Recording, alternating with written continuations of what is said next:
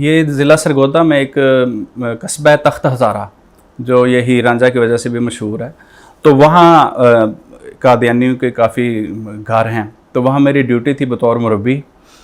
وہاں پہ ایک جلوس آیا ختم نبوت کے حوالے سے، وہاں ان کا کلیش ہو گیا قادیانیوں کے ساتھ، اور اس میں کچھ بندے زخمی بھی ہوئے، کچھ بندے موقع پہ ہلاک بھی ہوئے۔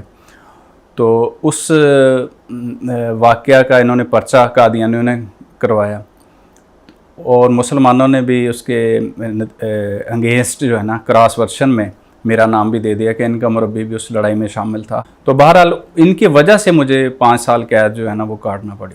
جیسا کہ میں نے آپ کو بتایا کہ میں جیل میں رہا ہوں، تو وہاں پہ رہتے ہوئے میں نے اسٹڈی کی، کمپیریٹیولی اسٹڈی کی، اور میں یہ اکثر سوچا کرتا تھا کہ جب ہم وہی کلمہ پڑھتے ہیں، نماز پڑھتے ہیں، تو پھر دوسرے لوگ ہمیں غیر مسلم کیوں کہتے ہیں، اور پارلیمنٹ میں بھی ہمیں غیر مسلم کیوں قرار دیا گیا ہے۔ تو یہ وہ سوالات تھے جو میرے ذہن میں آتے رہتے تھے۔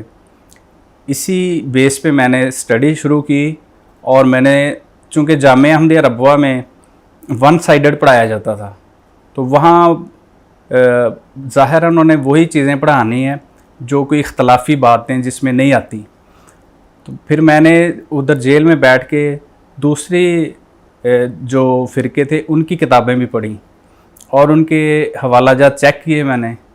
تو جب میں نے دیکھا کہ یہ مسئلہ ختم نبوت کے معاملے میں بھی بالکل ان کا عقیدہ غلط ہے، اسی طرح عیسیٰ علیہ السلام کو یہ فوت شدہ مانتے ہیں اور جہاد کا انکار کرتے ہیں۔ مطلب نبی علیہ السلام نے تو یہ فرمایا تھا کہ نبوت بند ہے اور جہاد قیامت تک جاری ہے، لیکن انہوں نے بالکل اس کے اپوزٹ عقیدہ رکھ دیا کہ نبوت تو جاری ہے لیکن جہاد بند ہے۔ اسی طرح جو معراج جسمانی ہے اس کے بھی یہ منکر ہیں، کہتے ہیں کہ یہ نبی علیہ السلام نے خواب دیکھا تھا، وہ در حقیقت وہ جسم سمیت آسمان پہ نہیں گئے تھے، اور بھی بہت سے مسائل ہیں۔ تو پھر میں نے جب ان کی تحقیق کی تو مجھے پتہ چلا کہ یہ ان کا جو عقیدہ ہے یہ بالکل اسلام کے خلاف ہے، اور اسی وجہ سے ان کو غیر مسلم قرار دیا گیا ہے۔ تو میں کیوں غیر مسلم عقیدے پہ قائم رہوں؟